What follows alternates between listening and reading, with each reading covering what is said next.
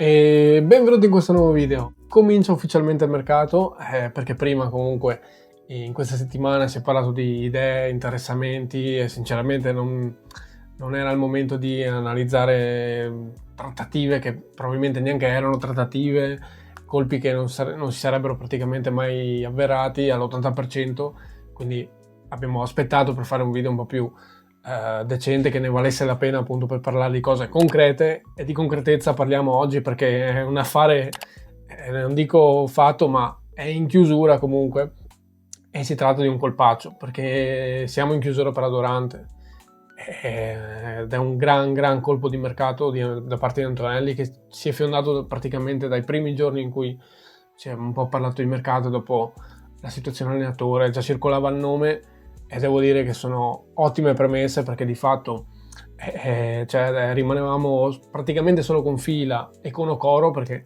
comunque è un giovane di cui parlano molto bene, però è pur sempre un giovane tutto da valutare, e rimanevamo di fatto solo con Fila perché Gitker si è svincolato oggi, anche con Zampano e Joronen, che comunque al di là dell'ultima stagione ringraziamo tutti perché comunque sono stati grandi artefici della promozione in Serie A.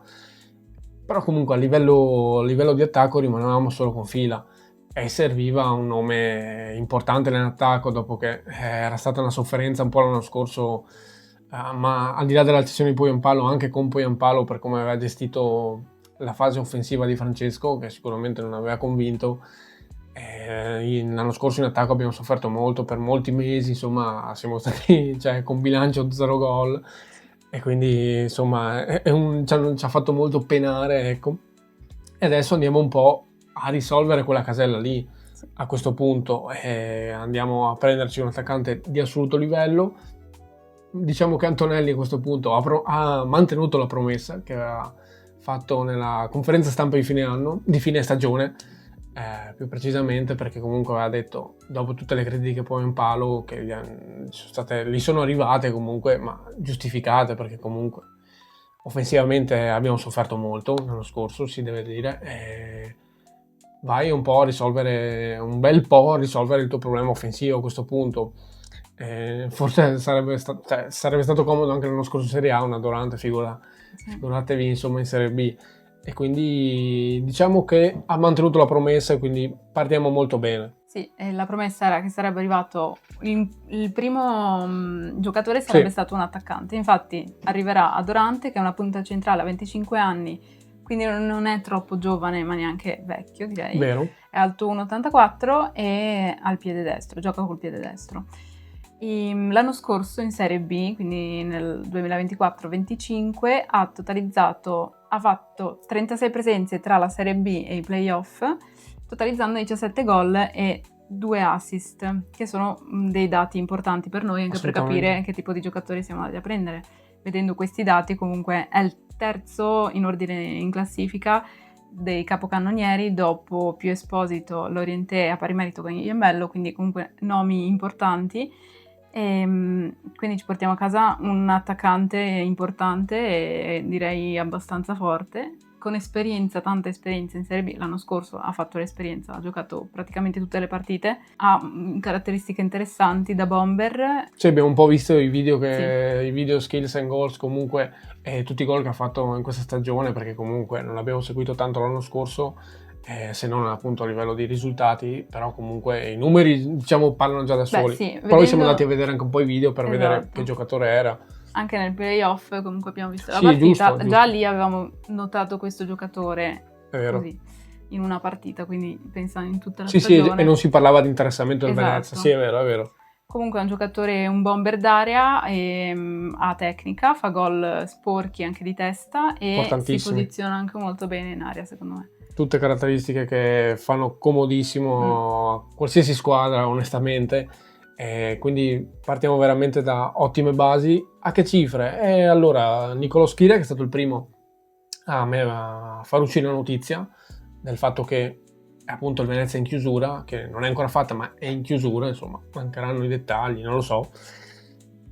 Parla di 3 milioni, 3 milioni, poi in un tweet successivo di marzo ha detto invece che sono 2 milioni e mezzo di parte fissa più uno di bonus fino ad arrivare alla somma totale di 3 milioni e mezzo di affare complessivo. Comunque se la cifra è importante per una squadra di Serie B, però comunque era un acquisto che dovevi fare, perché comunque l'abbiamo già detto tantissime volte, in attacco comunque il solo Fila non aveva convinto, non avevi praticamente più nessuno, dovevi assolutamente farlo per ripartire, per dare anche un segnale a tutte le altre squadre che comunque vai a prenderti uno dei migliori attaccanti della scorsa stagione in Serie B, e devo dire che dai un segnale fortissimo. Adesso l'attacco è quindi Adorante titolare e Fila riserva.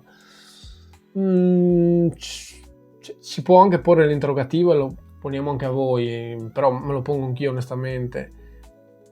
Fila e Adorante possono giocare insieme? Non lo so, per quanto mi riguarda no, perché comunque preferisco sempre avere una punta fissa, ok, da area come l'hai descritta tu, e una seconda punta un po' più mobile, uno Jonsen, no? Lo Jonsen che abbiamo sia avuto noi, ma anche Stroppa l'anno scorso appunto la Cremonese. Vero. Che si muove, che svaria, che fa altre cose. Quindi 2 punte, diciamo, dare, avere proprio insieme non mi convincono, se non per certi momenti di gara dove ti servono gli ultimi minuti, dove sei in una situazione magari di svantaggio, devi segnare per forza il gol della vittoria. Lì ti possono essere sicuramente utili 2 attaccanti così, per mettere dentro palloni, cross così. Sì, però no. Secondo me bisogna anche capire se Fila effettivamente, in questo caso tu hai detto Adorante sarebbe il titolare sì. E Fila alla riserva, ma io non sono convinta che Fila voglia fare la riserva, sinceramente. Già in Serie A giocava, poi retrocedi in Serie B e non fai il titolare, mi sembra un po', vedendo anche le dichiarazioni che aveva fatto in nazionale l'aveva fatte, sì. E quindi non sono proprio sicura di questa cosa, che voglia fare la riserva, poi dobbiamo vedere. Comunque insieme potrebbero essere comodi a seconda anche della partita, della squadra che è davanti. Certo, poi le partite comunque sono tante, quindi dipende. Ok che non parti dal primo minuto, però comunque sì, le partite sono tante. Poi non è che in quei mesi di Serie A da gennaio in poi ha dimostrato chissà cosa. A me piace come caratteristiche, però ammetto che non è che si è, diciamo, fatto vedere così tanto. Ha fatto intravedere qualcosina, però tante volte è stato anche un po' fantasmatico, ma per carità, secondo me anche per questioni tattiche, perché Di Francesco non è riuscito a valorizzare nemmeno poi un palo, secondo me, l'anno scorso, fin quando c'è stato, quindi può avere quell'attenuante lì. Per il resto per me deve un po' accettarlo, però appunto da riserva è tanta roba, avere un attaccante di riserva così in cui io almeno intravedo caratteristiche ottime, ci sta. Per me dovrebbe accettare un ruolo del genere, poi se proprio non vuole che parta comunque, che porti insomma una squadra al limite, però onestamente li vorrei comunque tutti e 2 in squadra. Poi insomma rimarrebbe comunque una squadra che non è che vuole passeggiare in Serie B, si candida a essere una squadra di vertice per le scelte che sta facendo nel mercato. Esatto, avevamo anche detto che sarebbe l'ennesima dimostrazione di voler tornare in Serie A, infatti l'arrivo di Adorante e l'arrivo di Stroppa sarebbero veramente la conferma di quello che avevo detto, cioè di voler assolutamente creare un progetto duraturo e che possa portare la squadra in Serie A. D'altronde il contratto di Stroppa parla molto chiaro, un contratto annuale con opzione, con opzione per il secondo anno solo in caso di promozione in Serie A. Esatto. Quindi diciamo che le ambizioni quelle sono. E per chiudere un attimo su Fila, poi gli fa bene anche un po' di concorrenza, comunque certo.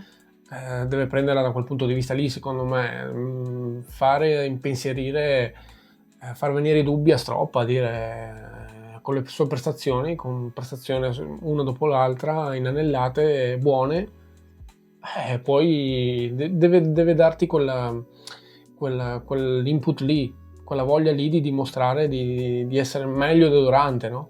Che sia una sana competizione. Poi, insomma, secondo me, si prospetta al di là di questo una grande stagione, perché comunque le basi che stai ponendo sono ottime.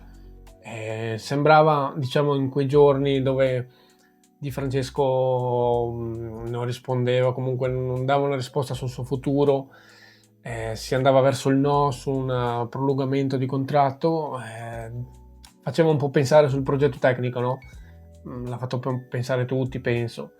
E invece comunque dalle scelte che ha fatto poi da Stroppa a quella di prendere come primo colpo di mercato praticamente un attaccante del genere, uno che ti ha dimostrato queste cose l'anno scorso, lascia pochi dubbi, poco spazio a dubbi e si riparte con un obiettivo, e se questi sono i presupposti per cominciare la stagione devo dire che sono ottimi presupposti. E niente, questo era quello che volevamo dire su Adorante. Comunque voi dovete assolutamente commentare questo video per lasciare la vostra opinione su Adorante, perché siamo veramente molto curiosi di quello che pensate anche voi su questo giocatore. Se volete potete andare anche a vedere gli skills and goals di Adorante, Sì, lasciamo il link qua sotto. E se vi è piaciuto questo video lasciate un like, lasciate un commento, iscrivetevi al canale se non siete già iscritti, abbonatevi se volete sostenerci ancora un po' di più. è sempre Forza Venezia. È sempre Forza Unione.